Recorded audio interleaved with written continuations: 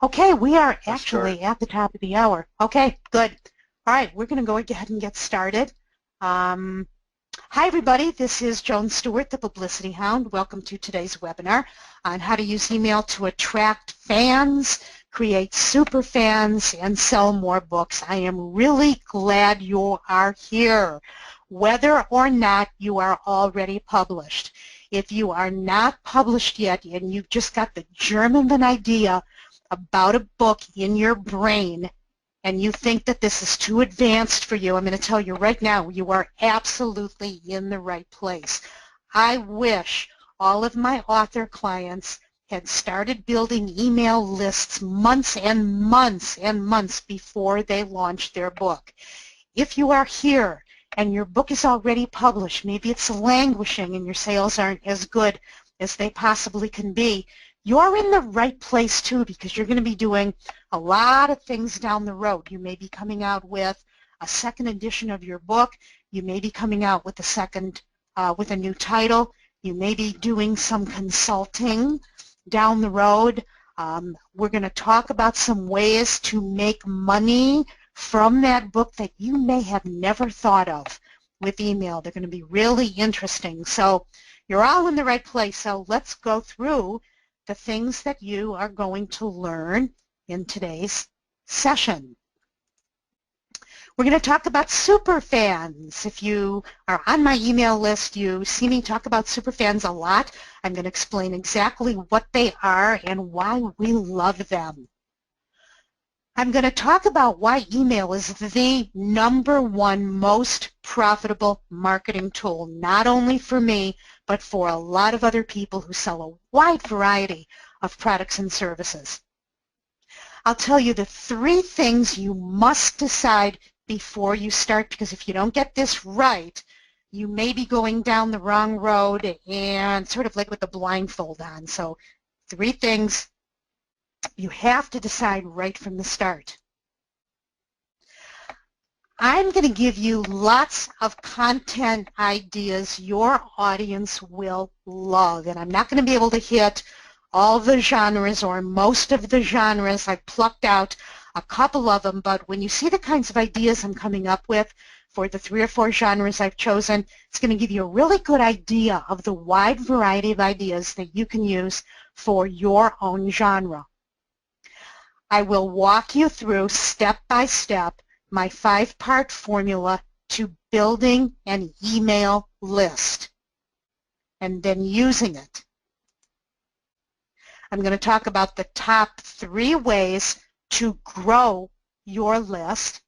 And for those of you who stay with me at the end, I'm going to share 3 super tips right at the end before we wrap it up. And the reason I want you, you're probably thinking to yourself, I know why she wants us to stay till the end. She's probably going to make us an offer. And you're absolutely right. And I don't want to disappoint you. So I promise you that before I make an offer and before I give you 3 super tips that are going to put you light years ahead of your competitors who are emailing, I'm going to share with you all the information on this list and more. I'm also going to leave a lot of time at the end to answer your questions. And if you have any questions as we go, feel free to type them in the Q&A box. I probably won't get to them until the very end.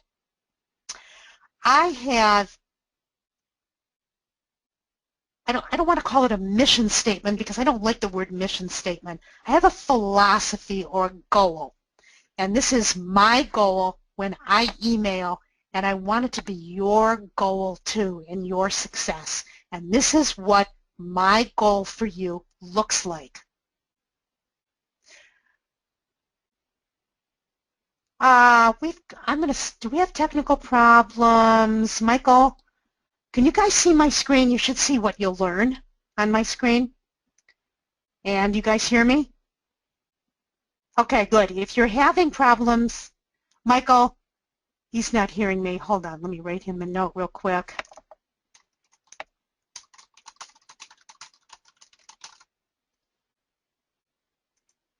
Okay, all right. Sometimes if my voice drops off, and sometimes you just have to leave and come back in because some of you have slow internet connections, so that's the reason. So let's talk about what my philosophy is, or my goal for you. Here's what it is. To attract people in your target market with interesting, content-rich emails that turn followers into fans and fans into superfans. Be consistent, be ethical, be anything but boring. Make them think that opening your email is like opening a letter from an old friend. This is what that I want you to accomplish with email marketing, and this is what I strive for every time I send an email. And I've been doing this for well over 15 years, so I've sort of got it down to a system, and I'm going to share my system with you and how I do it. Notice that there's nothing on here about selling.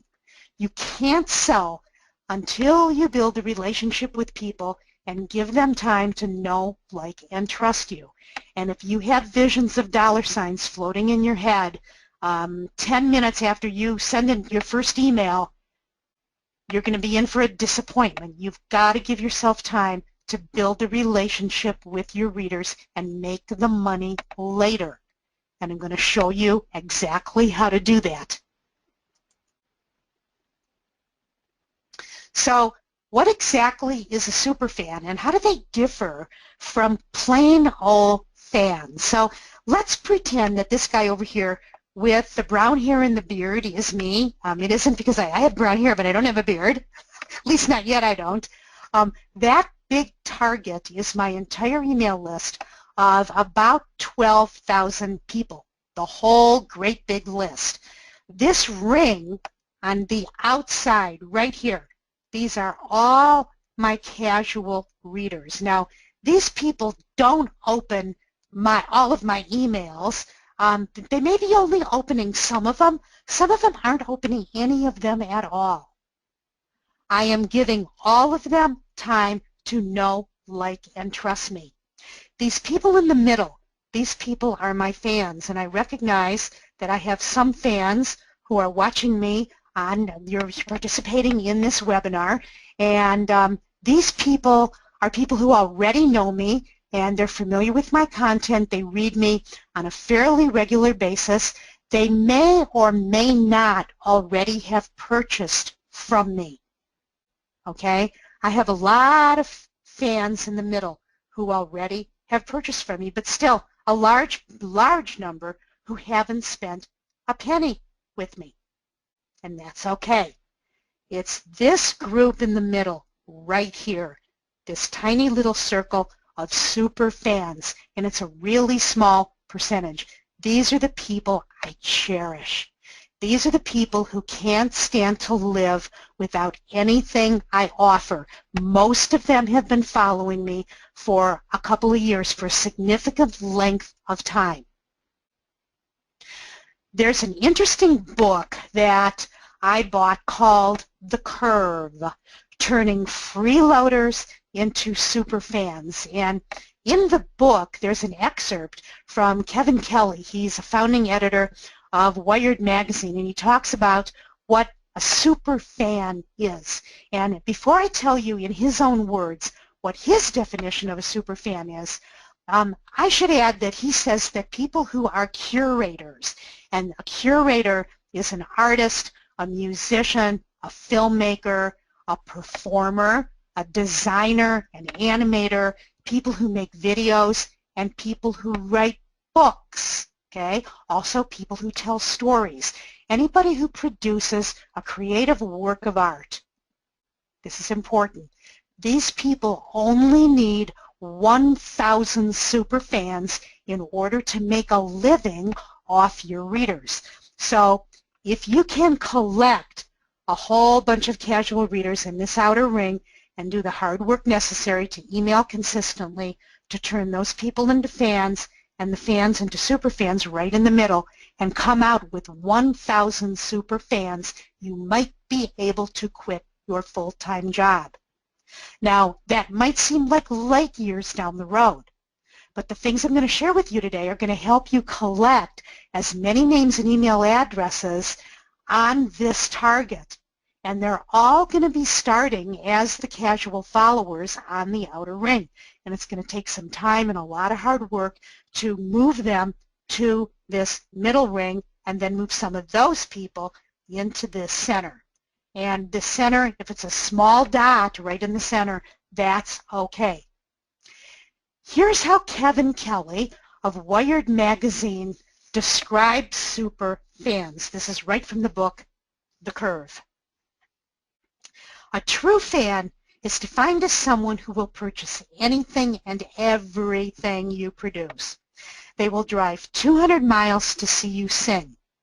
They will buy the super deluxe reissued high-res box set of your stuff, even though they have the low-res version. They have a Google alert set for your name. They bookmark the eBay page where your out-of-print editions show up. They come to your openings. They have you sign their copies. They buy the t-shirt and the mug and the hat. They can't wait till you issue your next work. They are true fans. That's his definition of a true fan, or what I call the super fan. And that's your mission. These casual readers are all over the internet. Okay? Where are they? They're on Twitter. They're on Facebook. They're on Amazon. They're on Pinterest. They're on Goodreads. They're on LinkedIn. They're on Instagram. They're on YouTube. Why is this a problem if you want to let them know about what you're doing, maybe about the book you're writing or about the book you're launching? Now put on your thinking caps and tell me in the Q&A box why you think it's a problem to have a lot of the people who might be interested in you on all these different social media sites. Now, if you're not on all these sites, that's okay. You may only be on 2 or 3 of them, and that's not a problem. But why is it a problem if you want to let them all know what you're doing to have people scattered all over the place? Why is that? Why is it a problem? Tell me in the Q&A box if you can figure it out. I'll give you a second here to think about it. Why is it a problem? Let's say you're doing a book launch. What kind of a challenge does this present?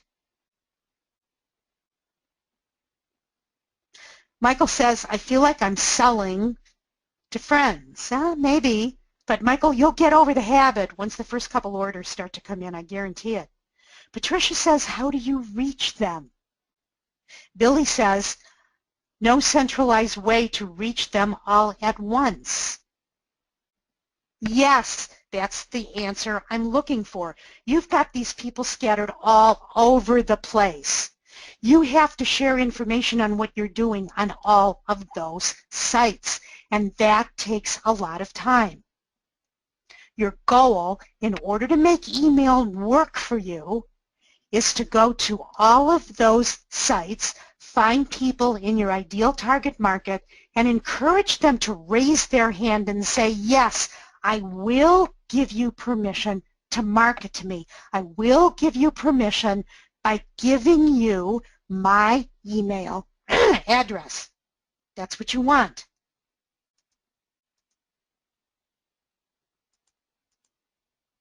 There they are. Once people raise their hand, you will be putting these people all into the same receptacle, and that receptacle is your email list. Look, the people in this funnel right here, they're all so enthusiastic. They don't have one hand raised. They all have 2 hands raised.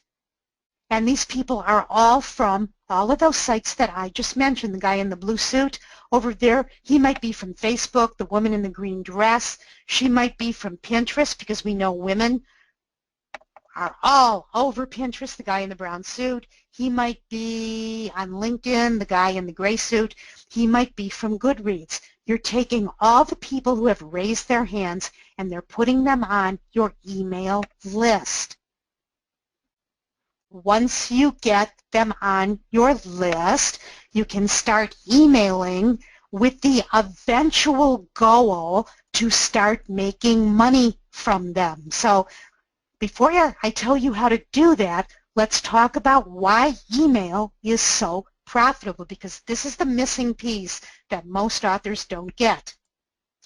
Everyone has email. And I hear so many authors saying, you know, I don't want to email people because I hate spam, and I don't want to be a spammer, and I don't want to make people mad.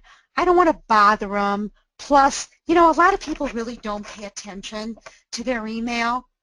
I'm curious about something. How many people, how many of you found out about this webinar in your email, either in your email or in your email newsletter? How many of you? Did you find out about it via email?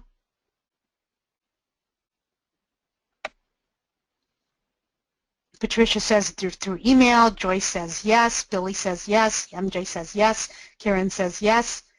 Francis says yes. Jeff says yes, yes, yes. Email, easing, email tips. Yes, all of you found out about this via email. Now, some of you may have come in from sharing on social media, and that's well and good, but most of the response that you're going to get is from email because you're building relationships with people. Here's another question I'm curious about. How many times do you check your email a day? Approximately how many times? Because I hear a lot, nobody reads email anymore. How many of you, how many times a day do you check email? Or how long is your email open on your screen? Patricia, 4 to 5 times. Billy, 10 times. Nan, 25 times. MJ, all day. Mark says constantly. Okay, do I make my point? Everybody has email, so use it. Joyce says 10. Pat says only once, but I leave it up there all the time. Okay, most of you check it 4 to 5 to 10 times a day. More reasons why it's so profitable. It's inexpensive. You can email for free if you use a site like MailChimp, or you can email for as little as $19 a month if you use one of the more reputable sites like Aweber. You own your email list. You don't own Facebook. You don't own your Facebook page. Do you have any idea how many people email me to say my Facebook fan page disappeared? I had a couple thousand fans on it. Now I can't find it. It's gone. Can you help me get it back? No, I can't help you get it back because Mark Zuckerberg owns your Facebook page. You don't own it. You don't own your Twitter feed. Sorry to tell you, you don't own your content on LinkedIn. You don't own your Pinterest boards. Those sites own them. The only thing that you own is your email list, and nobody can take it away from you, including Mark Zuckerberg. Email is fast and efficient. You can build relationships with people on your email list, and you can have a heck of a lot of fun doing it. You can capture leads that turn into sales down the road. You can send out timely messages the day something happens. You can group your readers into separate lists by topic or by areas of interest. You can promote your blog to an email list. Very few creative people are doing this. Very few authors have email lists, and this is something that's going to set you apart from all of the other competitors who are publishing books that are similar to yours. I promise you, if you have an email list and they don't, you are going to have a much stronger marketing tool right at your fingertips. While they're scurrying all over the place, spending time posting to Twitter, posting to Facebook, posting to Goodreads, posting to Pinterest, posting to LinkedIn. Yeah, you can do that. You can post to your email list and do it once in a fraction of the time it would take them to post status updates to all those social media sites. You can sell a lot, an awful lot. And I want to show you how much money my email list has made for me over time. Okay, let's go up here at the top. This is actually a screenshot that I took from my shopping cart. Way back in 2006, I published a free email newsletter.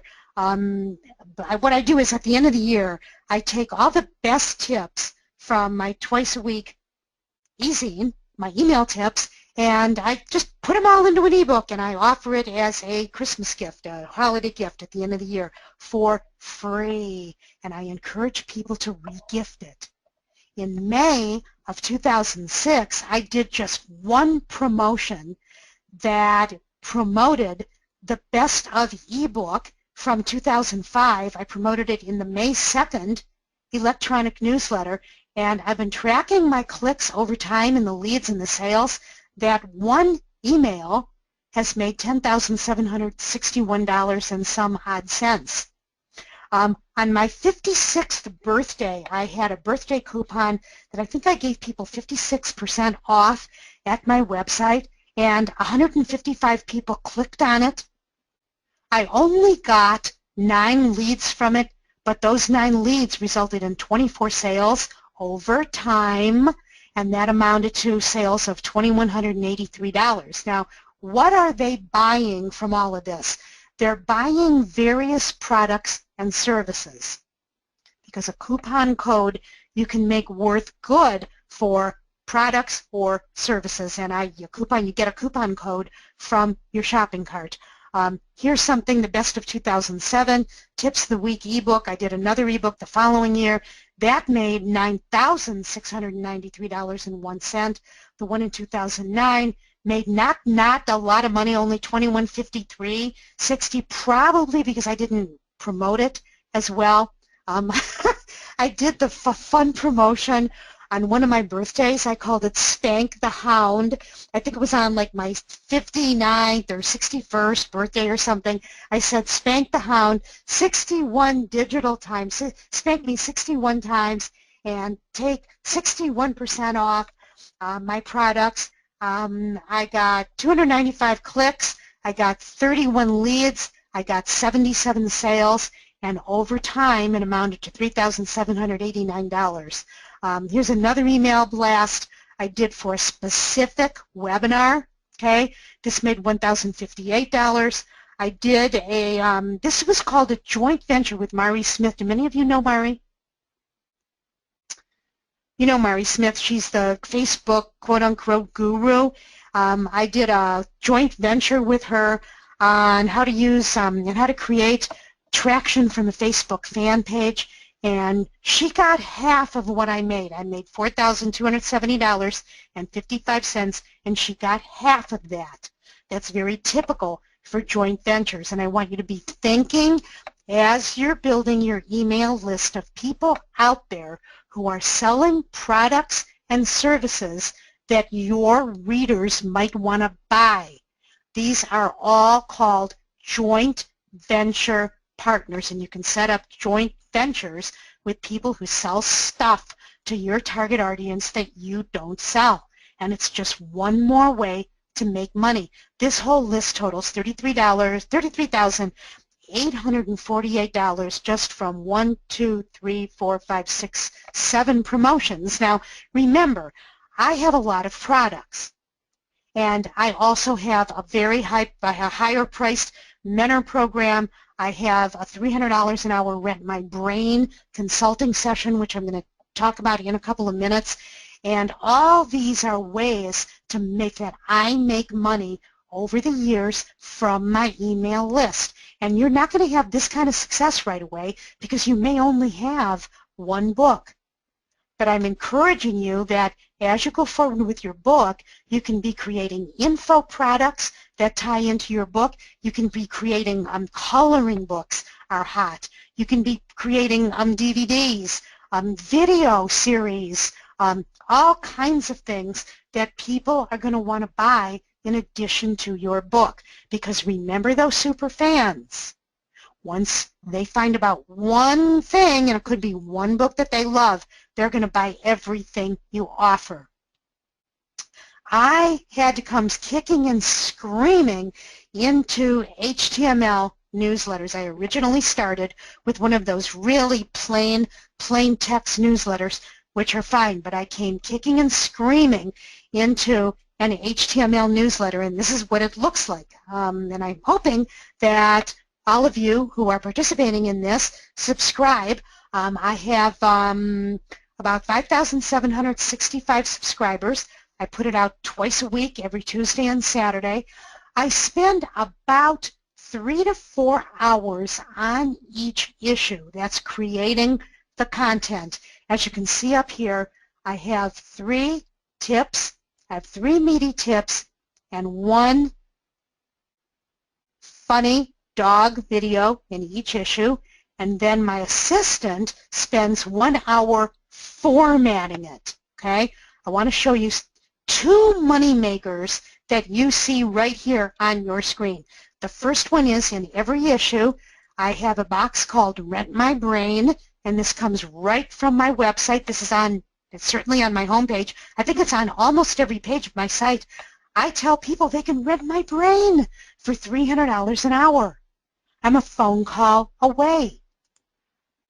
I do phone consulting. I have a mentor program. They can rent my brain for media training. They can rent my brain and buy speaking engagements from me. I give them all kinds of ways to make money from me. And every single time they get this newsletter, 104 times a year, because I publish twice a week, they see Rent My Brain.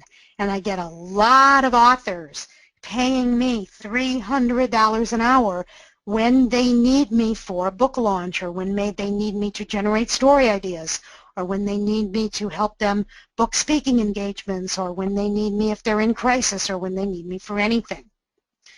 The second way I make money is through this right here. This is called a banner ad, and it's a banner ad for a site called Contact Any Celebrity at contactanyscelebrity.com. They sell an online media database of more than 59,000 celebrities, where you can find contact information for people like Britney Spears' manager, her publicist, her attorney, her agent, in case you want to get a book blurb from her. Not only movie star celebrities, but business celebrities too. Maybe people who have written, who are big celebrities, who have written, Stephen Covey, where maybe you want a blurb from him for your book, and that's going to be really hard to get, but it's a lot easier if you go through this. Now, I'm an affiliate, so if people click on this and go over and buy this database, I'm going to earn a small commission, and this doesn't earn me a lot of money, okay? It's probably maybe, I don't know how much I earn from them. I'd be lucky if I earn a couple hundred a year, because I just, not a lot of people click on it. But again, a couple $100 is a couple $100, and all this stuff adds up. I need to go back to Contact Any Celebrity, and I need to promote that a little more, so I'm going to put that on my to-do list. Okay? So an HTML newsletter, which looks quote-unquote pretty, is going to let you do a whole lot of things that you can't do with a text-based email. But the text-based emails, if you want to do a singular email blast, the one thing I like about them is this thing that you see right here on the screen. This doesn't look like somebody that your relative or a friend would send you, but the text-based email does. It's plain black and white. It's plain text. So often I will send a plain text-based email, and I don't fancy it up with a lot of colors and images and things you see here. This is just for my newsletter. If I do a standalone email, it's almost always text-based. I also include a little box. You don't see it what you see on the screen here on the right-hand side, it's actually down below this contact any celebrity thing. I put a list of upcoming speaking engagements where people can see me and hear me, and I include free training, I include my Publishing at Sea cruise, I include live speaking engagements. Why do you think I include this in my newsletter?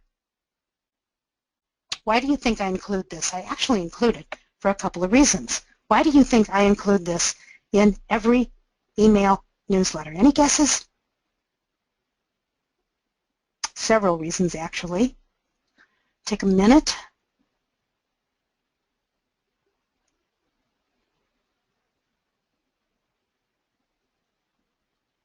Oh, you guys are good. Kim says to show you're in demand. Yeah. Pat says it will lead to sales. You bet, Pat. Nan says for extra income. Yeah. What kinds of extra income? People hire me to come in to speak to their groups. Francis says so people can connect with you on a personal level. Yeah. And Mark says to make connections. Yeah. You can click on each one of these links. Some of them are free. Some of them are paid. I got a speaking gig from a guy who hired me for, I'm not going to tell you how much he hired me for, but he hired me for a couple $1,000s to come in and speak to his event. This was a couple years ago. And somebody at his event was having his own event. And he said to me, I would love you to come to my event. You are fantastic. And speak at my event and sell a $5,000 product from the stage. And I said, I've never sold a $5,000 product from the stage. And he said, that's okay. I'm going to show you how to create one, and I'm going to show you how to sell a $5,000 product from the stage. And I did. I did. And I got way outside my comfort zone. And I only sold one. But that product has turned into a product that I now sell at both his website and my website. And I have gotten many, many thousands of dollars in affiliate commission from him because it's a product specifically for his niche. Most of the people who are on my list would not buy this product, maybe just a handful of them. But he's got a list of about several thousand people, maybe close to, I'd say maybe 8,000 or 9,000 who would buy this product, and many of them have. And he sends me affiliate checks. So that's another way that you can earn affiliate commission. You've got all kinds of ways with the newsletter. So I want you to think way beyond books. Think beyond books. Let's talk about the 3 things you must decide before you start. The first one is, what is your business goal? Take a minute to look at some of these goals.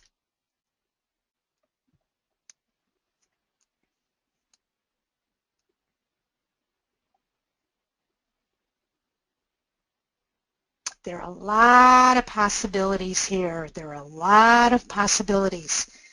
Look at this one. I want you to keep this one in mind. Sell other people's stuff. You do this through joint ventures and through affiliate programs. And you especially, people will start to come to you once you've built a significant size email list of several thousand people who you can get their customers, their followers, in front of your people. You can get them in front of your people for a commission. Now, I want to point out something, because I know a couple of you use MailChimp. You can't use affiliate links if you use MailChimp, the free version of MailChimp. I want to point that out to you. And affiliate links are very profitable. So you're going to want to use an email system that allows you to use affiliate links. I want you to think consulting clients. You can attract an agent. What's your business goal? Not all of these things should be your business goal, because if you're trying to do all of these things right away, you're choosing way too many things. I'd like you to choose maybe just a couple of things on this list. Find out what your business goals are before you start an email list, because if your goal, let's say, is to attract consulting clients right here, the bottom of the first column here. You are going to share content that is going to be of interest to people who would hire you to consult with them. And you don't have to only be a nonfiction author to get consulting clients. Let's say you're a romance author and you're doing a bang-up job selling books. There may get a lot of beginning romance authors coming to you to say, I want to do what you do. I want to sell more books like you're selling them. Okay? So pick a business goal. That's your first thing you have to decide. The second one, and this is important, who is in your target market? Do you have a good idea of who your target market is? Yes or no? Tell me in the Q&A box. Do you have a good idea who your target market is? Ooh. Oh, I'm saying a lot of yeses. That's good. That's really good. I want you to listen to this. This is really important. I want everybody, if you're thinking to yourself, I want everybody to read my book, or I want everybody to be in my target market. If so, I have really bad news for you. You're going to fail way before you begin. You need to identify your target market in two main ways. The first way is through demographics, and that's in this first column. Are they men or women? How old are they? Where do they live? What are their hobbies? Are they employed or self-employed?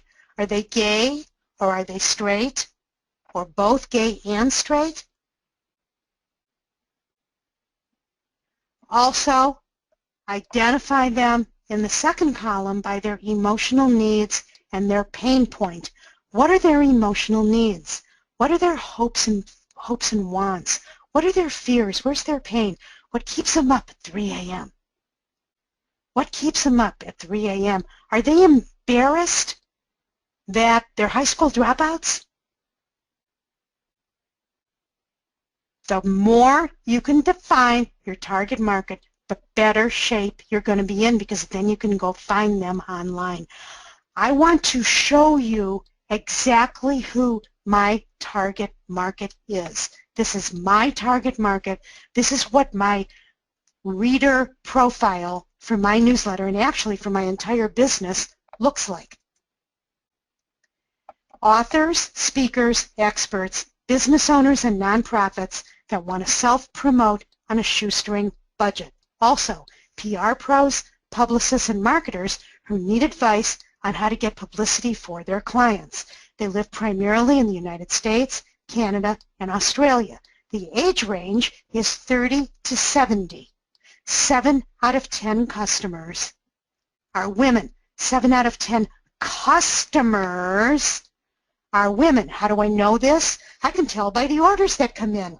At least 7 out of 10 of them are women. Why is it important for me to know that 7 out of 10 of them are women? Why is this important? See if you can guess. There are actually a lot of different reasons why knowing this.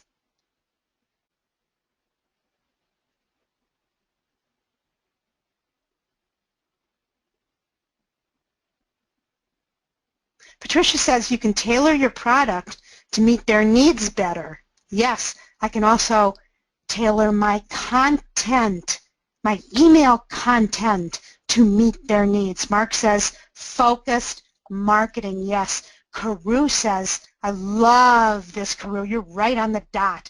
How to emotionally connect. And there are many ways that you can emotionally connect with email. Absolutely.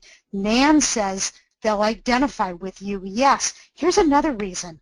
If 7 out of 10 of my customers are women, you can bet that I'm not going to be real keen on going into an all-male group to speak to their group. I'd probably not do it unless they paid me significantly, because men are not a significant part of my target market. And the other reason is I'm a woman, and speaking in front of an all-male audience, if you're a woman, is really difficult. Women are much easier to speak in front of because they laugh more easily, they're more they get involved more. They're much easier. They laugh more freely. They're not afraid to put their hand up. Guys are really shy about being the first one to raise their hand. A lot of times I'll speak in front of a male audience and you'll see like a lot of crossed arms on their chest. That's not a good sign. Okay. Okay. So you've got to know your target market and be ready to define them with precision. Number 3. What information do I have that my target market craves? What do they need based on who I define? Okay? You have to dangle your information in front of them like a carrot. You might have a how-to guide. You might want to create some step-by-step instructions to get their email address, because you have to dangle something in front of people. This is called a lead magnet. You're using this information to extract their email address from them. A video or a video series maybe, a resource guide, a toolbox, a free toolbox. And these don't have to be your tools. They can be other people's tools. A top 100 list or a top 10 list. Frequently asked questions about a specific topic. These are really good for business topics. How about the top 10 funniest, scariest, worst? If you write fiction, let's say if you write horror fiction, you might want to do the top 10 scariest movies to watch on Halloween. And one of them might be the movie Halloween. How about the top 10 funniest movies to watch on New Year's Day when you're hanging out with your family? Okay? This is all great content. So those are the 3 questions I want you to ask yourself. What are your business goals? Who's your target market? And what kind of information do I have that they crave that I can use to extract their email address from them? Okay, so now you've got a lead magnet and you're getting their emails. Now you're wondering, what kind of content can I share with them that they're going to want? What do I possibly have that they will love? I'm going to give you 3 ideas, and all 3 of these ideas are specifically from fiction. So if you nonfiction authors are saying, that's not fair, we came here because we want to hear Joan's great ideas on what we can share, your content is real easy, and I'm going to cover that real quickly right now before I share the content with fiction authors. You nonfiction writers, your content is really easy. All you have to do is think, what problems does my target market have that I can solve? What's the problem they're struggling with? The answer is the kinds of content you can offer in either your email newsletter or in your separate emails that you send. That's a really easy job on your part. Fiction authors have a much tougher row to hoe. So let me give you some examples from fiction. I threw out romance novels. I chose romance as an example because romance is the largest genre. Here are some examples of things that you can share either in emails or in an email newsletter if you're a romance writer. The best places for a first date. The advantages of marrying late in life. Why TV shows like The Bachelorette harm young men and women. The top 5 websites for inspiration on how to write a love note. Now, I wouldn't send this to a lot of guys If you've got a primarily male audience, I probably doubt you would if you're a romance writer, because guys, I'll bet, don't write love notes. I'll bet women write them much more frequently than men. Topics you should never, ever discuss with your honey in a text message. Now, that's a topic that men would want to know about, okay? And you know what kinds of topics I'm talking about.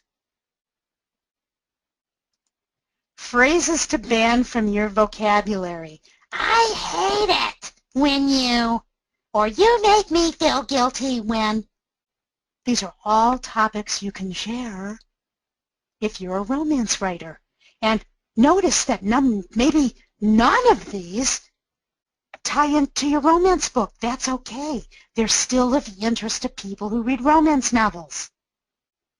Let's move on to Westerns. And one of you, I can't remember who it was, said you're writing a Western book, or you wrote a book about Westerns. Here are topics you can share, the kinds of content. The top 10 TV cowboys. A video on how to tie a lasso. This doesn't even have to be your video.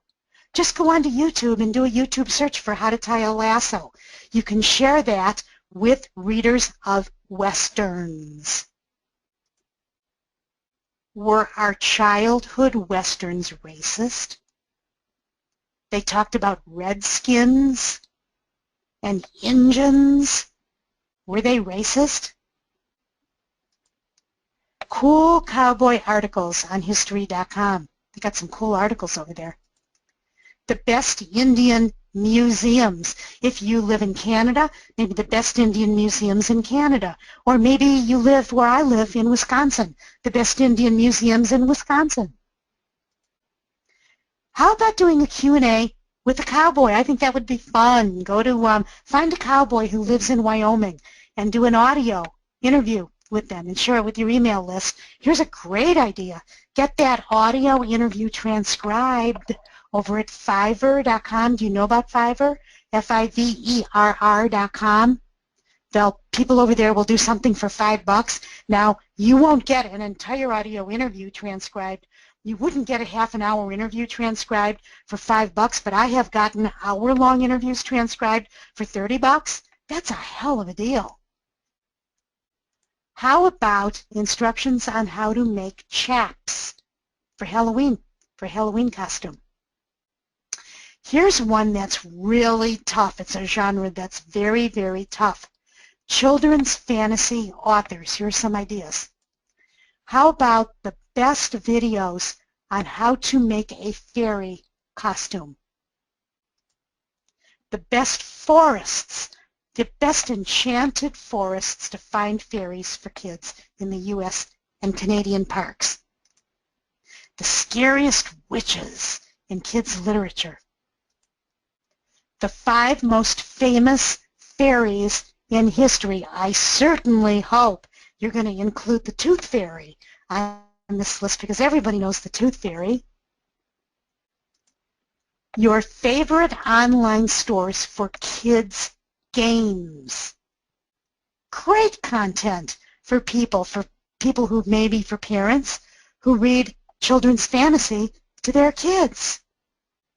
Okay, am I getting you to think outside of just your own content? You got to think of content that people who read your books would like beyond just your book. And if you're not sure, ask them. Ask them. The next time you run into one, the next time you get an order for a book, the next time you're at a book signing, just ask them, what kinds of other interesting things are you interested in? Who else do you read? What kinds of emails catch your attention? And then add that to your repertoire of content. Okay, I have got a 5-step formula for building an email list, and we're going to go through it. I first want to share, before I share the 5 steps, I want to share the 3 biggest email mistakes I see. These are huge, and you need to know what they are right up front. Those 3 mistakes are, number 1, using Outlook, Gmail, AOL, Yahoo, Hotmail, or any of the free email accounts for your business email. When I see people email me, especially if they have Yahoo and Hotmail email addresses, I think to myself, they're not really serious about their business. You need to have an email address that's hooked to your domain name. And if you don't have a website, some of you may not have websites yet because you're just getting started, that's okay. You can buy a domain for $9 from GoDaddy or from HostGator or from GKG or anybody, and have your web person hook your Gmail account or your Outlook account to your email address that's hooked to your domain name. So your domain name needs, your email address needs to be Joan J. Stewart at publicityhound.com. Even if I don't have a website yet, at publicityhound.com, you can just purchase the domain name, and that email can flow into your Gmail account or your Outlook. Don't ask me how to do it. That's way above my pay grade. I don't do techie stuff like that. I pay my web guy to do that for me. Mistake number 2, adding people to your email list without their permission. And I'll give an example of what I mean. I see this frequently. Somebody will sign up for my email newsletter, and once they start to get it, the next thing I know, they're putting me on their email list thinking, well, since they gave me permission to join my list, they're going to just add me to theirs. If that's what you're doing, you're violating the CAN-SPAM Act of 2003, and you're breaking the law. You can't just add people to your list without their permission. Don't do that, or you can get in a lot of trouble. Number 3, I see people not mailing often enough or not mailing at all. I see people saying, well, I only have an email list of 13 people. I'm not going to mail yet. I'm going to wait until I get an email list of at least 100 people. It may take you several months to build an email list of several hundred people. By the time you email 7 months from now, a lot of those people may have forgotten who you are.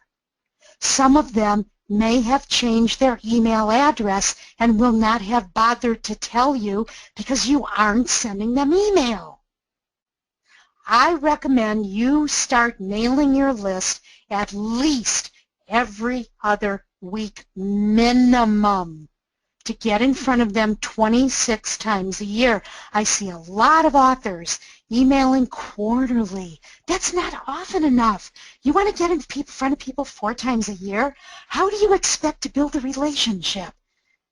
I'd love to see you mail weekly, and you don't have to email as often as I do, twice a week. That may be way too much for you. Do it every other week minimum, and you don't have to do a long newsletter like I do.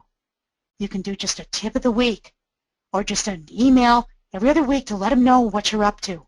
Okay? Those are the 3 biggest mistakes. Now let's talk about the 5 ways, the 5-part formula for emailing. The first one is to use a reputable email management program. I'm going to highly recommend Aweber. It has the very best deliverability in the industry. You want emails to be delivered to people's inboxes and not to end up in spam folders. The other thing I like about Aweber is that they have a lot of safeguards in place to protect you from spam complaints. If you're getting a lot of spam complaints from people, that's not good. That's not good because Google can see that, and they can see where the emails are coming from.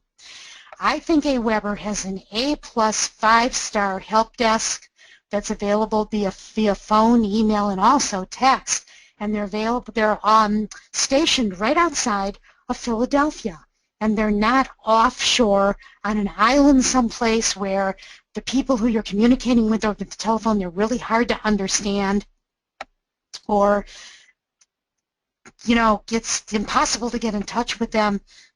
They're really easy to contact. You can also use affiliate links in your Aweber emails. which is great because affiliate links can help you make money if you're using the free MailChimp account. You can't use affiliate links. And they have more rules in place about the kinds of information that you can't send. Also, for Aweber, if you've got 500 names, it's only going to cost you $19 a month. That's it. That's it. That's cheap. If you're saying for yourself, well, I'd rather use the free MailChimp account, I don't want to have to pay anything to email, then you're probably not ready. You're probably not serious about making money with email, okay? If you want to wait until you get 500 names to switch over to Aweber, that's fine, but do it right away to take advantage of all the other great things that Aweber offers. Number 2, you've already chosen your business goals, right? That was one of the 3 things you had to do. So I want you to decide on the type of free content, your freebie, and the kinds of content you're going to share via email. And we went through a lot of this already. Do you want to do a tip of the week? You don't have to. I love tips of the week because then you're going to be in front of people 52 times a year. Are you going to send timely news about your book, the stories you're writing, or your business? If you're writing a book, I certainly hope you can start emailing your list and share with them the process of writing the book. I'll occasionally see authors email me and they'll say, I'm really excited. The ARCs, the author of the ARCs came in, the advanced review copies, that's an ARC, and advanced review copies just came in, and I'm really excited. And the ARCs are what you share with people who you want book blurbs from or testimonials, and that's great because it builds excitement for your book. Or somebody might say, I just wanted to tell you I'm finally done with the book and it just went to the editor and I'm really happy I'm done with it. It helps build excitement for the book. Don't wait until the book is done to start emailing people. Did you just get a box of books back from your printer? Let everybody know. It builds excitement, and tell them about how long it's going to be before the book is available. Get them excited about it. You might want to do a bi-weekly newsletter like I do. I don't do bi-weekly, I do twice a week. Bi-weekly is every other week. You might want to do a blog broadcast once a week, and you may say to yourself, I'm already blogging and I'm already creating content on my blog. I don't want to have to create brand new content in an email broadcast. You don't have to. You can do something called a blog broadcast. You can set this up in Aweber where you can tell Aweber once a week, say every Tuesday, I want to send out an email to everybody on my list, and I want to give them links to all of the blog posts I've created in the last 7 days. That's great because you don't have to create new content. Some people do this very well. And it's repurposing old content. You're sharing it via email because remember, not everybody is going to be visiting, not everybody in your email list is going to be visiting your blog. So it's a great way to get your email list over to your blog where you're free to promote to your heart's content. You may want to do a sales promotion on Black Friday. That's the day after Thanksgiving. If Mother's Day is coming up, you may have a book that's perfect for mom. You may have a sales promotion, maybe a sale on a book, on a chick lit book that's good for Mother's Day. You may want to ask a question in your email. I love to use email to ask people questions. Why do you think I like to do that?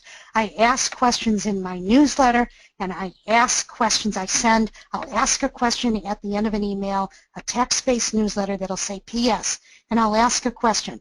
Why do you think I ask a question?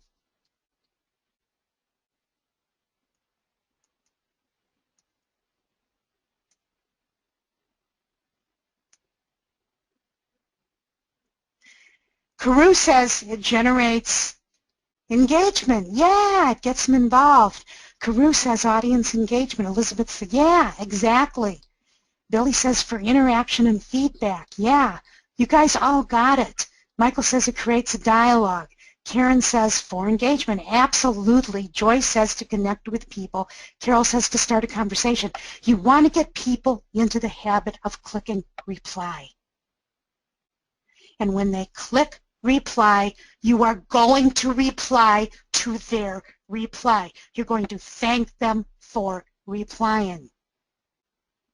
It's only good etiquette and good manners. Share a cool free tool or a book you've discovered. That can be types of content that you share in your emails. You can also share videos or photos. And on Facebook, you need to know this, the algorithms are changing all the time on Facebook, that Facebook is giving lots and lots of preference to photos and video, way, way, way, way more preference than they're giving to text-based status updates. So share videos, share photos. Why? Why are they giving so much more preference to videos or photos? Can you guess why? See if you can guess.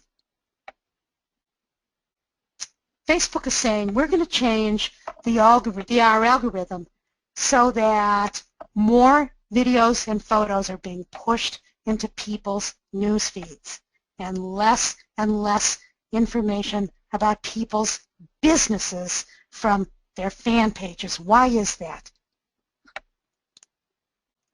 Yeah, Pat got it. The audience likes that kind of content, and the audience engages with videos or photos. They're spending more time on Facebook. When they click that video, it might be a 2.5-minute video. They're spending more time. They're spending more time on photos, on photo albums. Yeah, that's the reason. Okay, that's step 2. Let's go to step 3. You want to create your first list and you want to start mailing. You need a killer, I can't live without it freebie to get people on your list. You preferably, and you don't have to have this, and this is your own sales page that sells people on your freebie. And I'm going to show you what my sales page looks like that sells people on my freebie. This is what it looks like. I use a program called Lead Pages for this, and when I give people the link to go to my website to opt in to my newsletter or to my email list, I don't want them to do it necessarily from the tiny little box at my website in the upper left-hand corner. I want them to go to this page right up here, publicityhound.com/tips sample. And this is actually a sales page that leads them to a list of all the reasons why they should sign up for my email list. Okay? They get killer cheat sheets as my lead magnet. They're going to get thousands of dollars in free publicity because they're going to get my tips twice a week. I'm going to share with them free tools and templates, blah, blah, blah, blah, blah, blah. And to make it look very personal, I'm going to put my signature, just first name only, down at the bottom. Okay? Also, let me know how I can help. And because I want them emailing me. So this is called a sales page, a standalone page where they really only have, I'm only asking them really to do one thing. I am asking them to opt into my email list and click here. Click here for free instant access. And I didn't offer this until a short while ago, so if all you can do is offer the opt-in box on the homepage of your website, that's fine. You can do the sales page later.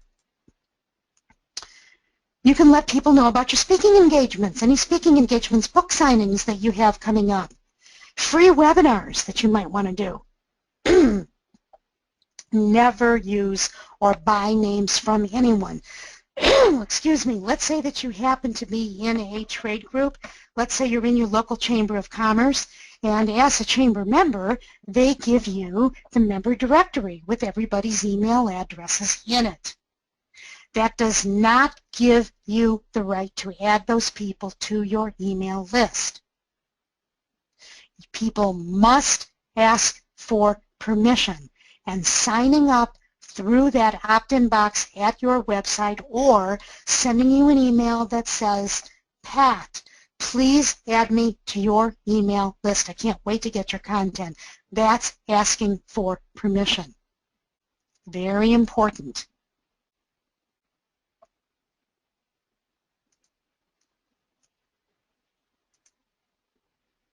Go find your target audience. Go over to Twitter, Facebook, Amazon, Shelfari, Goodreads, Instagram, LinkedIn, Pinterest, or wherever you happen to be, and tell them what. Just ask questions. Just ask questions about what they care about. Make note of the conversations that are going on over there. Let them know about your lead magnet. Build the relationship. That's the fifth part of this formula. Build the relationship with them. Those are my 5 parts to building an email list and building a relationship with your clients. Now, what are some ways to build a relationship? I want to see if you know some of this.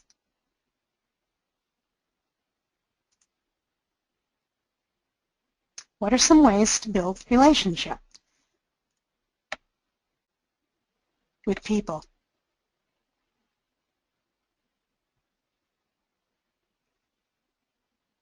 They're already on your list. What are some ways to build the relationship with them? They are already on your email list.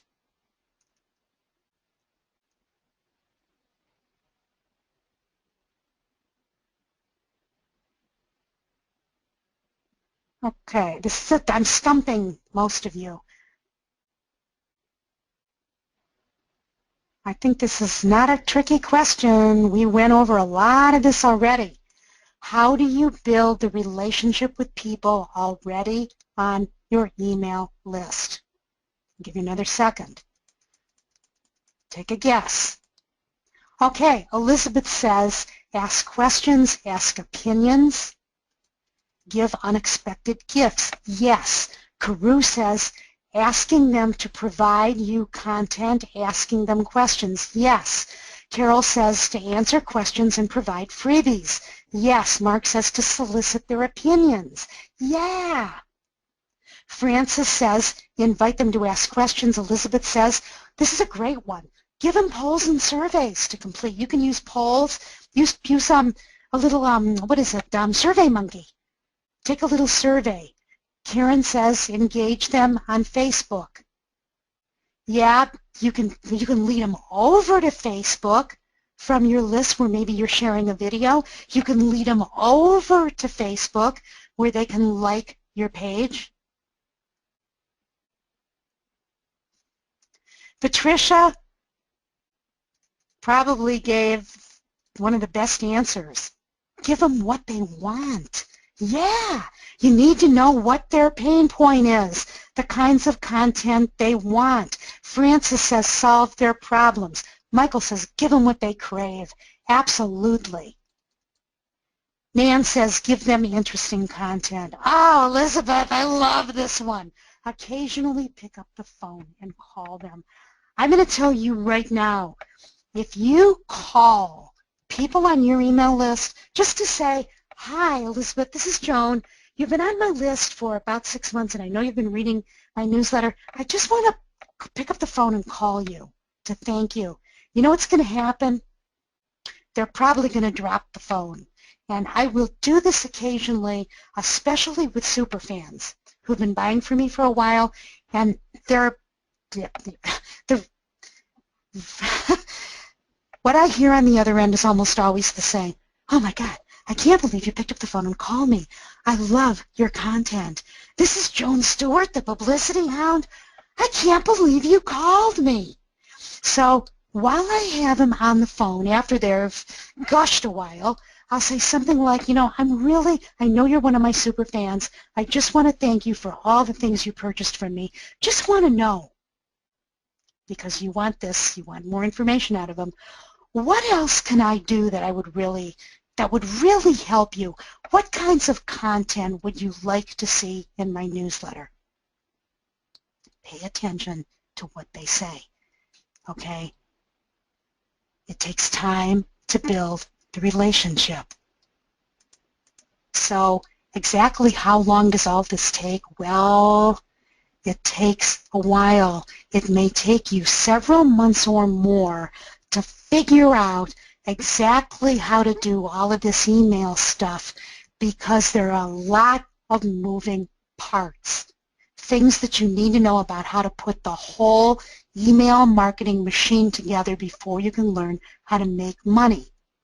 And many of you are still writing your books, or some of you may be writing TV pilots, and my fear is I don't want you to put this off until you're ready for your book launch. Because by the time you're ready to launch, you're not going to have an email list, and you're not going to have anybody to launch to, except all those people over on the social media sites.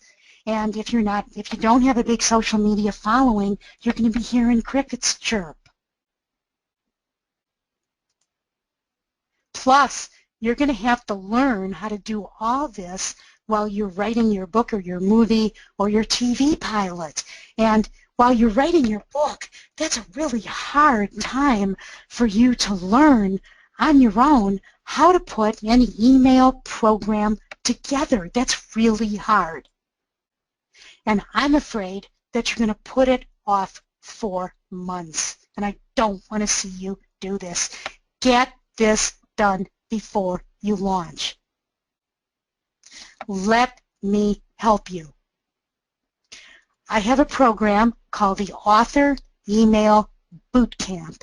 It includes 6 training webinars that I presented to a group of authors in a lot of different genres, and it is 6 training webinars. They're each about 90 minutes, and you will hear all of their questions and answers in addition to my training, and you can log into a special membership site. You can get these at your own speed. These people had to wait a week before they could go on to the next one. You don't have to wait a week. You can have access to it right away. I would really strongly recommend that you do these a week at a time, and that you finish the homework assignments, and that you keep up with me instead of quickly going through the entire course, okay? Each segment includes lots of cheat sheets all together. I have 21 cheat sheets, checklists, resources, articles, all kinds of other things that you can learn from, and these are worth a total of $300. You will have lifetime access to all the materials in this site that operates just like a membership site. You're also going to get lots of extras. You're going to have 5 flowcharts for easy learning. These are worth $400. I actually kicked this off in a pilot, through a pilot program, because I wanted to see what other things I could offer that I wasn't thinking about, and I got a lot of feedback from authors. One of the things I suggested is we would like to see visual flow charts of how this whole thing works. What's the difference between single opt-in and double opt-in? When do we use single and when do we use double? What happens after somebody signs up to my sign-up form? What are all the things that happen? What are the various ways over here that they can subscribe to my newsletter? Tell us what they are. What are autoresponder messages, and what do they look like, and how do I do them?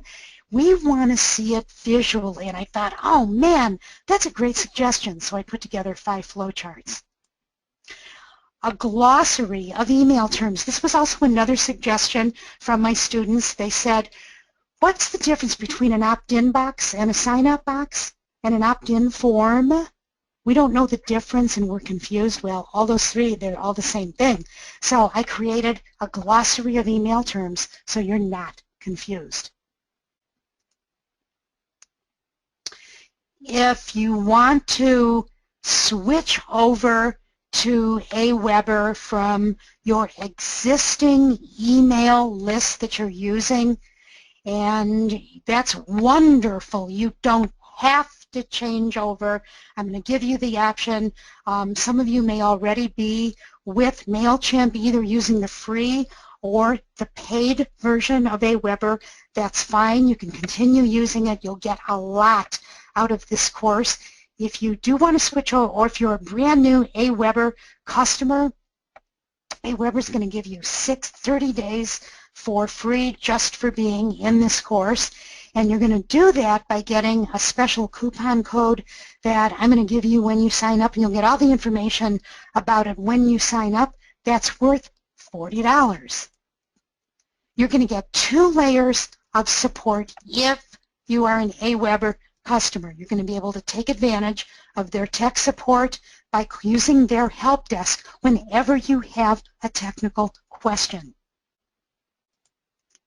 That's their help desk. They are absolutely fabulous. You're going to get a dedicated Aweber support specialist worth, I put a value on this of $900, and her name is Dawn Greenlee, and she's available to you by phone or email. These people over here, the help desk, are the people who you're going to call when you have like a quickie question that you want answered. If you're totally lost by this, you can email Dawn and have her set up a special one-on-one session with you. She's absolutely fabulous. People rave about her, and she's, I think, the best person on this help desk, and she's going to walk you step by step through how to get started, putting together, let's say, an autoresponder or a follow-up series, and explaining how something works. And the nice thing about using these support specialists is because I don't know when Aweber has updated something. I don't know unless I call them by myself.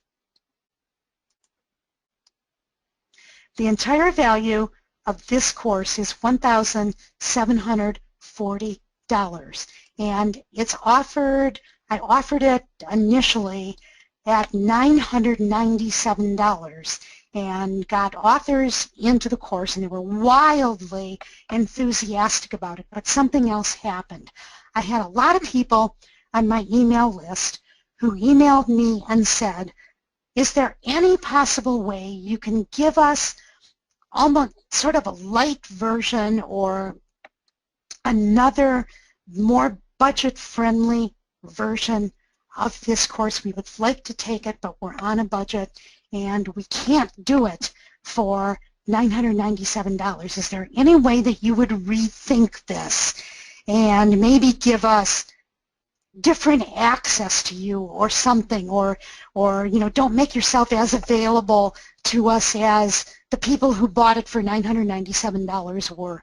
And I have to tell you, the $997 course, there was a lot of me that they got for this. They had unlimited email access to me, which took up a lot of my time. So what I did was I stripped out the one-on-one unlimited access to me, and I am offering the whole package for $197. You get all 6 training sessions, you get all of the cheat sheets, all the resources, all of that, and you don't get the one-on-one access to me unless you want to buy an hour of my consulting time that you can purchase. You have to wait until 30 days after the course, because I want to make it worth your money. I don't want you to be setting up a consulting session with me right away when you haven't even gone through the basics. So I want you to wait at least 30 days before we set up a consulting session. If you want to take advantage of that, you can, for a total of $497. So you have the choice. Either get the 6 videos with all of the cheat sheets and everything for $197, or get all of that plus a 1-hour consulting session for $497. You will also get with each one of these the 2 layers of the AWeber technical support, but obviously you have to be an AWeber customer. The other thing I should tell you is there are a lot of training videos in here that are how-to videos that I share. All of the AWeber training videos are all public videos. So even if you're using MailChimp, you can still take advantage of the AWeber training videos, but they may not make a lot of sense to you unless you're an AWeber customer. I had some authors who kept using the free version of MailChimp. Some kept using the paid version of MailChimp. Some switched over to AWeber and used my coupon code. And full disclosure right up front, if you switch over to AWeber and you use the coupon code, I get a small commission monthly from AWeber for as long as you are an AWeber customer. Okay? This is the site to go to take advantage of either one of these programs. Time is of the essence. Don't wait until your book launches, or if your book is out there, don't wait until you have the idea for a second book in your head. Get it now. Start learning this stuff now, before you launch, or before you come up with the second edition of your book, or before you do your book signing. It's really important. Okay? Okay. Stick with me to the end. I'm going to answer questions. I still have 3 more super tips, and I want to give you guys all the assignment of reminding me right at the end of this call that I've got some super tips to share with you. Okay, I'm going to plow through these questions as soon as I can, then I'm going to share my super tips with you. Okay. Michael asks, also with AWeber, can we continue to use our normal email address, michael@chuckking.com? Absolutely, Michael.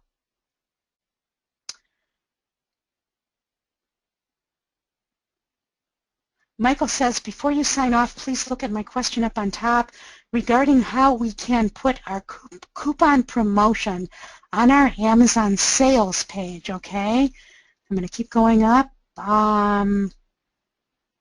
Okay, Elizabeth says, Elizabeth Cottrell, I took this class the first time you offered it. It was an incredible value and helped me grow my email list tremendously. Every single week you offered more than I was expecting. This is professional level content. If you're serious about growing your email list, sign up now. Thank you, Elizabeth. I did not pay Elizabeth to come onto this call. Elizabeth, I'm really great. I'm so pleased that you're on here, not only because of that testimonial, but because I think you can never hear this stuff I'm sharing too many times. Okay? If you got questions, put them into the questions box. I'm scrolling up here,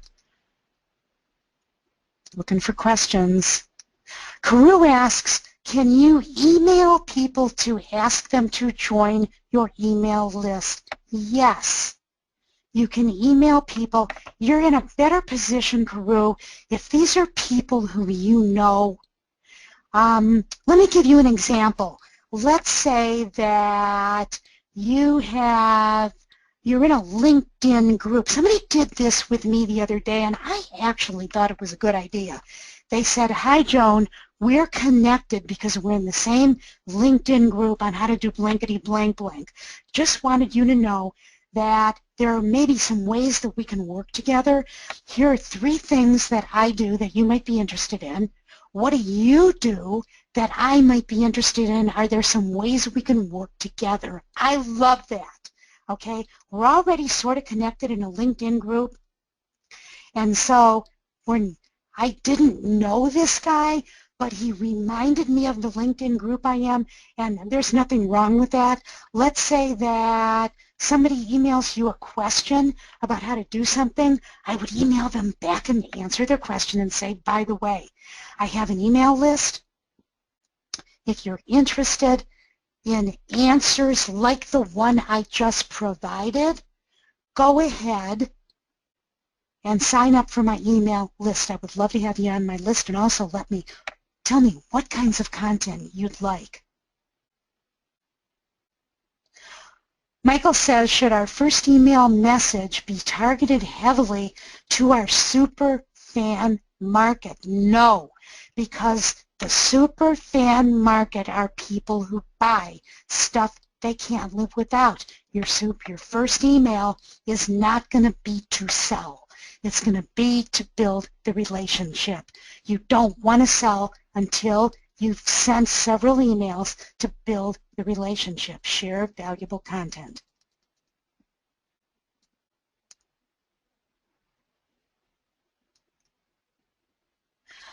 Joan, go back a bit and tell us, this is from Michael, how we can connect the coupon code and other promotions to link to our Amazon book selling page. Oh, Michael, that's a hard question that I don't know the answer to. So you've got a coupon code for your shopping cart. I don't know the answer to the question. That's a hard question. And how would you use it to connect people? I don't know if you can give people coupon codes over on Amazon. I don't give people coupon codes over on Amazon, but you could certainly give people a coupon code over on Facebook, okay, for people who are sharing, who are fans, okay? Oh, Carew said, a coupon code can only be used if you have your own Amazon fulfillment account. Okay, thank you. How can you use it on Aweber? If you have, Aweber does not give coupons per se, because Aweber is your email management list.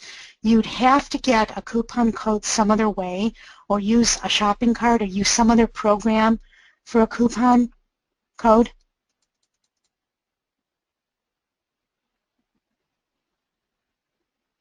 Okay, Kim says, once I've started off with individual broadcasts, how do I back up and move people into an email sequence? Great question, Kim. Here's how you do it. You set up an email sequence. You can actually do it two ways. Let's say that you have built one list, okay? And this is a list of people who you have gotten from a speaking engagement. And these are people who you are putting onto an email list. When you create the list, Aweber is going to ask you, do you want to create an email sequence where you send a follow-up email X number of days after people sign on to the list? So your first follow-up email is most likely going to be your thank you email for thanking people to sign up for your list, and it's going to go out automatically. It's going to go out on day 0, okay? That's your thank you email. Your next email may go out to your list X number of days after the initial one. And if you're not doing a regular email newsletter or a tip of the week, you may want it to go out maybe, let's say 3 days after your thank you, because you may want it to say, just checking to see if you were able to access the free tips list or the free lead magnet, whatever it is, or the free video course that I offered when you signed up for the newsletter, just making sure you didn't have problems, okay? Then the next one might go out 7 days after.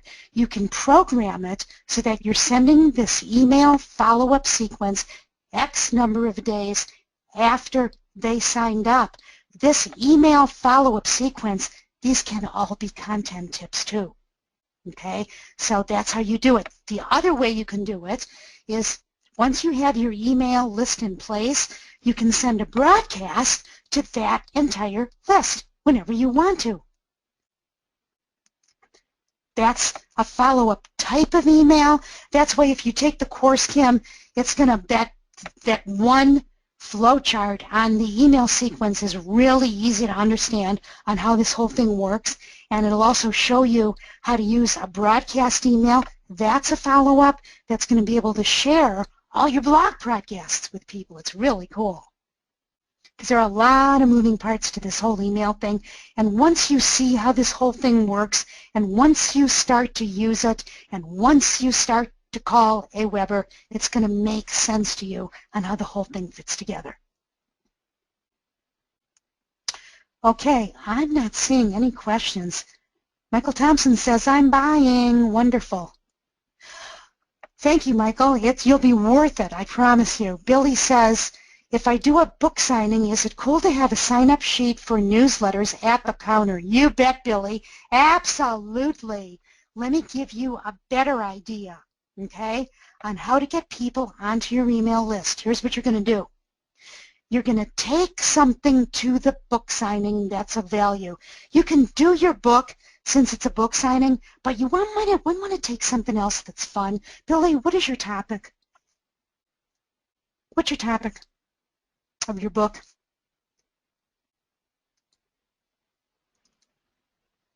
Mother's Life. Okay, oh, this is the one, Your Mother's Life. Okay, take something interesting from your mother's life that you have. Her escapade, jewelry, yes. Do you have a piece of her jewelry that you could take and give away for free? Now, I would only do this at decent-sized book signings because I don't know how much of her jewelry you have. You say, yes, that'd be perfect. Take a piece of her jewelry. She has lots of her mother's jewelry. Wonderful. Okay? So take a piece of jewelry and say, I'm going to give this away as a gift as a drawing at the end for anybody who wants this, who wants to win this as a door prize. This is the door prize for today's book signing, to thank you for coming, okay? Anybody who wants this, the only thing I want you to do is pull out your business card right now, pull it out. This is a great brooch, and I want you to put your email ad, your book business card, into the basket that's going around the room, because I'm going to draw right before we end, okay? If you want to sign on to my email newsletter where you're going to get more tips, and maybe you're going to learn more about my mom's jewelry, other things that were important to my mom. I might be giving away more jewelry in the newsletter. You can also be getting more free tips from me about things that my mother loved. Sign up for my email list by putting tips on the back of the business card. Okay, so you're giving them the option. And then once you get back to your office, you want to take those business cards that have the word tips on it and add those people to your list, your email list. Remember, you want to give the people an opportunity to win the brooch, even if they don't want to sign up. Okay, isn't that cool? Okay, Mark says, any ideas for a giveaway for a fiction book? Mark, I have to find out what your fiction is about. What would people crave? Carew says, I always have an email list ready for people to sign up. Make it really big so it's obvious. And have people print it carefully. Yes, that's a great point. If you have if you have a list where people are signing up and writing their email address or putting it on their business card, tell them to print very clearly so you can tell when it's a capital I and when it's a small L, because a lot of people don't even have business cards. And is a slip of paper okay in the basket? You bet. Pat Lynch says, do you provide an affiliate relationship for your products? Pat, are you asking me if I do? Absolutely. And if you have an affiliate program, you can have people, you can tell them right there at your book signing, I do have an affiliate relationship, and if you want to sign up for my affiliate program, I'd be happy to do that. Pat, I don't know how big your list is, but I also do free webinars for people who have decent-sized lists, and you can tell me which of my products you think your readers, I know you have a decent-sized list, which of my products would be interested in, and we can do a free webinar for your list.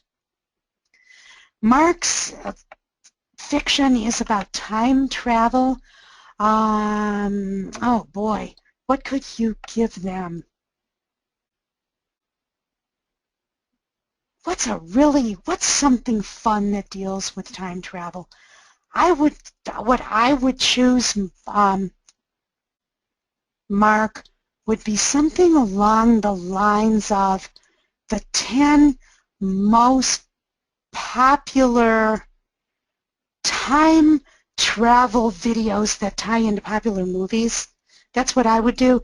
The 10 best time travel videos and the trailers that go with them, because I think sometimes popular movies have really fun movie trailers. A virtual headset. Michael, I'm not quite sure what you mean by that.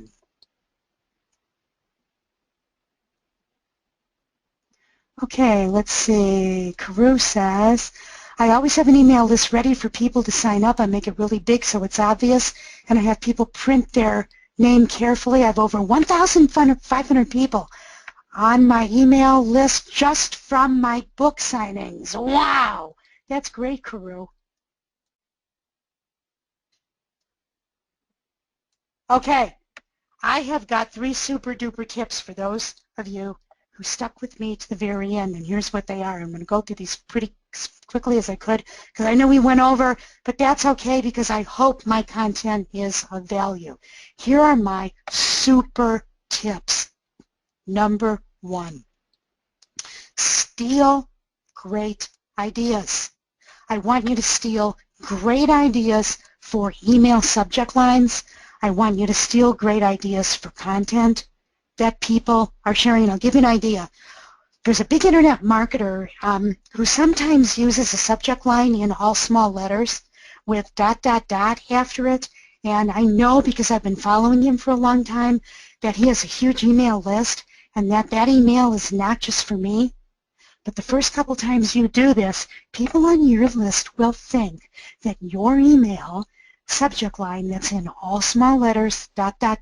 is going just to them, not to a big list, and make sure that it's a text-only email. Michael says, don't say steal, say borrow. I don't care. I don't have a problem stealing ideas. Ideas can be stolen. You don't want to steal people's content that's copyrighted, but you can steal ideas for subject line. I have stolen entire subject lines, and my email course, and Elizabeth knows what it is because she took the course, includes the exact subject line that I send out X number of days after people do something with me. I tell you exactly how many days to send it out and what those people have to do. And it has resulted in so many people replying and giving me fabulous idea for content. So steal ideas, okay? Super duper tip number 2, push the envelope. I want, after you've been doing this a while, I want you to take risks with your emails and steal, and after you've stolen content, I want you to push the envelope. Take a risk, and I'll give you an idea of what I'm talking about. My friend and I, Vicki, take yoga together on Tuesday nights. And a while ago, we were at yoga class, and we're in this complicated yoga pose where we have to stand up against this wall, and you have to take your left leg and put it behind you while you're bending over, and it's really complicated, and you got one leg up in the air. Someone farted in yoga class really loud, and I had to sort of stifle laughter. And Nobody laughed, luckily, and we're going home in the car. And I said to Vicki, did you hear the fart in yoga class? And she said, yeah. She said, God, I'm glad it's not me. I would not have known what to do if I farted in yoga class. So I go home that night, and I'm thinking, I wonder what you're supposed to do if you fart in yoga class, because some week I might fart. So I did a Google search for what to do if you fart in yoga class. Sure enough, the whole first page of Google includes information on what to do if you do yucky things in yoga class, like what to do if you fart, what to do if you're paired up with somebody who has BO, what to do if you're all sweaty and you're paired up with somebody because you got to like hold on to them or something, hold on to their leg and they got sweat dripping from them. There's a whole list of stuff on Google that's all content. So here's my question to you, and I want you to answer this in the email box, okay? I'm thinking to myself, if I were a yoga expert, let's say I was an author who wrote a nonfiction book on yoga, on how to do yoga, or I wrote a fiction book on a yoga instructor who was murdered by one of the students in her class of 75 people, what do you think would happen to all the yoga people on my email list if I sent out an email with the subject line, what to do if you fart in yoga class, and then share with them a list of those 10 articles I saw on my Google search that they can go to find out about what to do about yucky stuff? Do you think they would unsubscribe from my list? Think about this. I have a list of yoga people. I get the idea to send out to them an email that says, what to do if you fart in yoga class. And that email has 10 links in it of things to do the ways to learn how to deal with that fart. Do you think they would unsubscribe from my list? Billy says it might be too gross. Maybe. But I think the vast majority of people would open it. I think they'd open the email. For those of you who are on my email list, you might remember that this was in my email. It was in my email newsletter, because the lead was something like what to do if you fart in yoga class, because I wanted to see how many unsubscribes I got. I didn't get any unsubscribes.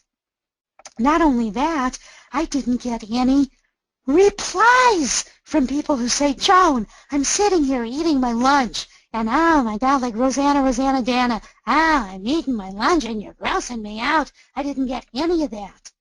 I thought, Joan, it's really funny. It's really funny. Push the envelope. Don't be afraid to push the envelope. Okay? Super duper tip number 3. Show your human side in your email. Show your vulnerability. Show your fears. Show people things that you'd be embarrassed to tell most people. And I'll give you an example. I put this in my newsletter.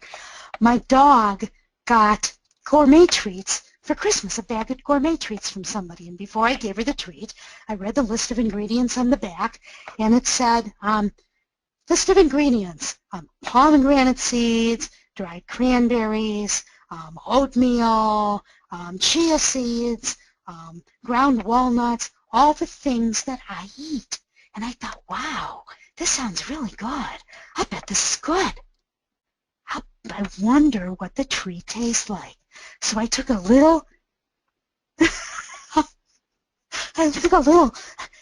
bite of the treat, and I started eating it. I thought, wow, this tastes really good. I ate the whole treat. I didn't have lunch. I had several dog treats right from the bag, and I thought, oh my God, I ate these dog treats. I shared that with my readers. That's something, that's a being vulnerable. I shared them. I have this little thing in my newsletter that says this week in the Hound House or this weekend in the Hound House, and I share something about my personal life right there, and my readers love it. I talk about my dog. I talk about my garden. I talk about the boring stuff that I do on the weekend, the tasks I hate to do. I talk about books I'm reading. I talk about a fun place I'm going. I talk about recipes. I share photos of my twin great-grandnieces. They love that stuff. Share your personal side in your newsletter and in your tips. Your people will love you. I show you how to do all of this stuff in this email author bootcamp. And you're going to shave weeks off the tedious chore of learning how to do this by signing up for my course, by going for the link you see here. If you're not a techie and you're thinking, this is too technical, I don't want to do this, don't worry about it. If you're on my list, you've heard me say, I'm not a techie. I struggle with this stuff. If I don't know how to do it, don't worry, I don't teach it. And remember, you have 2 layers of AWeber technical support. You can call their help desk and you can check in and do a one-on-one with Dawn Greenlee. She's going to be your guardian angel. She's fabulous, and she'll show you how to do this. If you want one-on-one consulting with me, I am yours for an hour to brainstorm story ideas.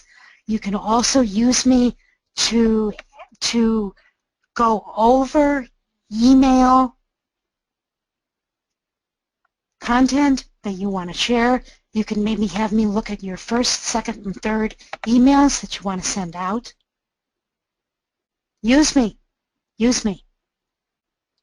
Okay, we're at the end of our hour, and I don't see any more questions. You had a couple people farting during my farting, laughing. They weren't farting, they were laughing about my farting example. Always trying to brighten your day.